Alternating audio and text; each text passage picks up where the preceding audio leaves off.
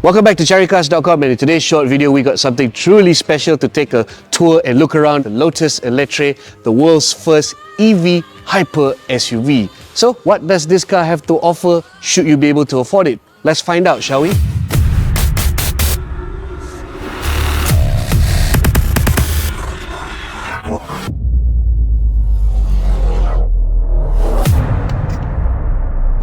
It is actually a very large SUV, and I will highlight how large it is just by showing you how big the wheels are. These are 23 inches, folks. Okay, what's very not Lotus-like but very luxurious is the number of tech, and it starts with the entry because you don't get a normal key fob. Instead, you get a key card, and how you enter the car is by tapping the card on the B pillar.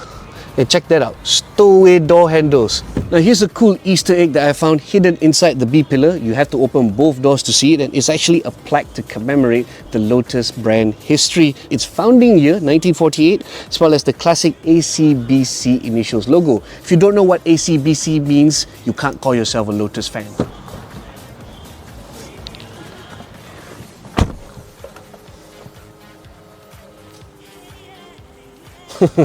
Now that is what I call a welcome, and as you can see, the inside of the Lotus Eletre looks just as sporty and as high-tech as it does on the outside, and I will have to add, the level of luxury here is near flawless. Apart from that, you get some very nice leather in the steering wheel, the seats,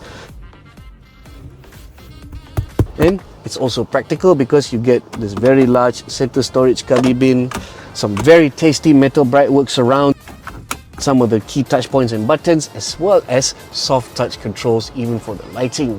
But the centerpiece of the cabin is of course the way everything runs off the center infotainment screen. Let me show you. Okay, up front there are no less than 3 screens present in this demonstrator unit, featuring one passenger display, one digital driver display. It's just one very slim panel here. I think it looks very nice. But of course the centerpiece up here is this massive center infotainment display, which is also a touchscreen, and I will note it is perhaps one of the most interactive systems ever fitted into a car, and is so responsive. And you also notice there is very little control buttons present, especially for things like the aircon, because it's all integrated here. You could even control the aircon airflow just by using your finger and touching the screen like this, and it works for all vents, front and back. Now apart from that, everything else you'll see here is very luxurious. Nothing feels hard, tacky or cheap. Now let's see what life is like in the back seat, shall we?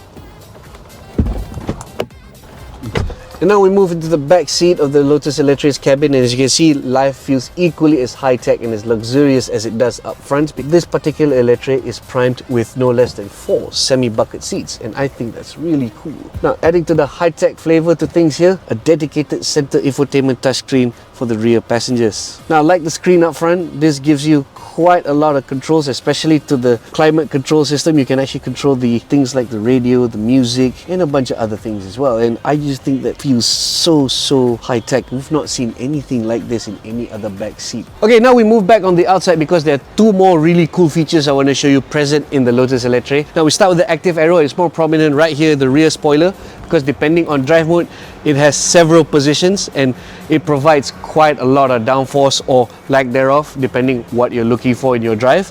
And there's also, to match, active air suspension with multiple height settings.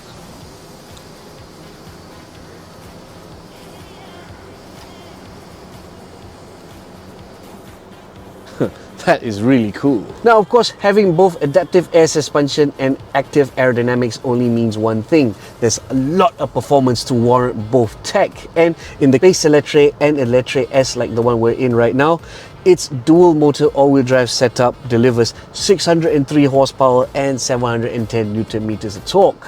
What that grants? 0 to 100 km/h in just 4.5 seconds.